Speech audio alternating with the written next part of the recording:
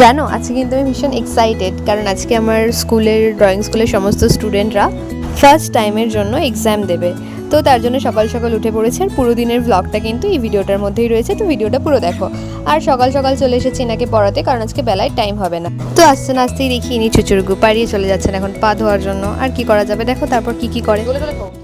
আর কিছুর মধ্যে বলে না, চলে আসো। প্যান্টটা ভিজে যাবো, ওইভাবে ধরছো।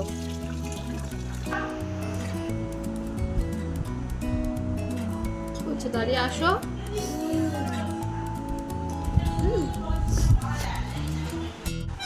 কি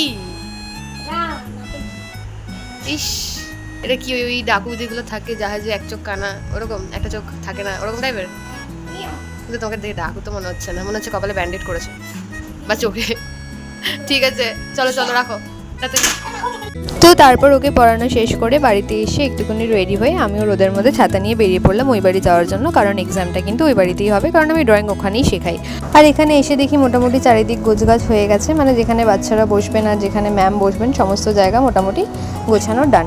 আর তারপর চলে আসি একটু ফুলগুলো দেখার জন্য, কারণ সেরকম কেউ আসেনি, আমি তাড়াতাড়ি চলে এসেছিলাম ওদের যে সময় দিয়েছিলাম তার আগে। আর এখানে জবা ফুলটা দেখো কি ভালো লাগছে দেখতে।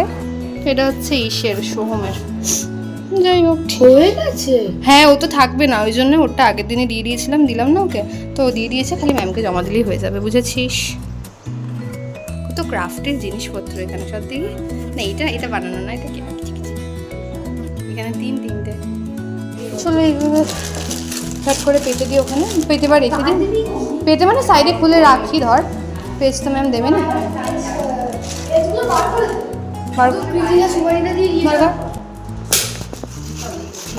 আসতে করে ভালো লেগে নি ওটা মোবাইল থাক না, ওটা বার করে দিও, ওটা আসবে। ঠিক আছে, এখানে তুই পেজগুলো আসতে পারতে পারবো। ও দিশা ও আসবে বলেছে আলাদা।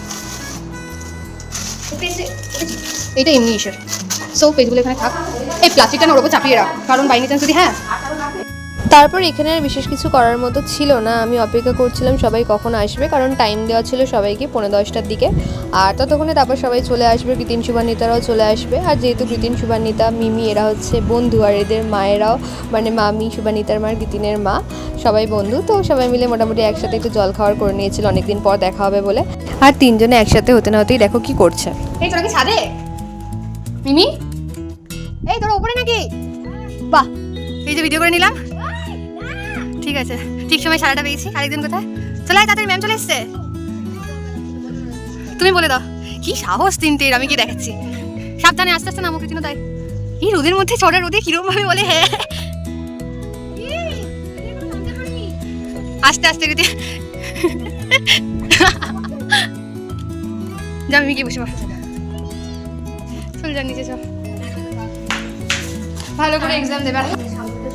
যাও যে যার জায়গায় বসে বলো, ম্যামকে জিজ্ঞেস করে দেবো।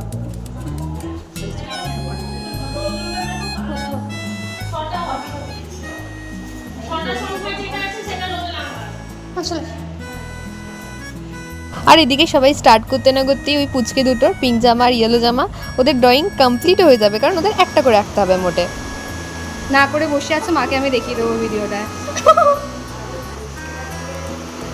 ভিডিওটাই পুরো রেকর্ড হয়েছে যে তুমি বসে রয়েছো হাত পা গুটিয়ে।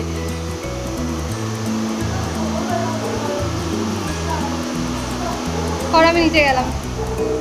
আর তারপরে মোটামুটি স্টুডেন্টদের সমস্ত আঁকা কমপ্লিট হয়ে যায়, সবাই এক এক করে বাড়িতেও চলে যায়, আর ম্যামও সমস্ত খাতাগুলো নিয়ে চলে গেছিলেন। আর তারপরে শুভান্বিতার কৃতিন ছিল, ওরাও এতক্ষণে বাড়ি চলে যাচ্ছে। এরপরে আর কিছু করার নেই, আমি সোজা চলে যাব উপরের রুমে, গিয়ে একটুখানি চারিদিকটা দেখবো যে এতক্ষণ ম্যাম ছিল, স্টুডেন্ট ছিল, কি সুন্দর মানে ভর্তি ভর্তি লাগছিলো, বেশ ভালো লাগে সবাই থাকলে, তাই না? তারপরে কি আর করা যাবে, সবাই তো চলে গেছে, এখন আমাকেও ঘরটা একটু গুছিয়ে ফেলতে হবে, মানে মাদুর ঠাদুরগুলো এদিক ওদিক ছড়িয়ে ছিটিয়ে রয়েছে, তার জন্য একটু ভাবলাম পরিষ্কার করে দিই, কারণ মা দিদুন মিলে আগের দিন সমস্ত কিছু পরিষ্কার করে রেখেছিল, আমি এগুলো টুকটাক একটু করে দিলাম।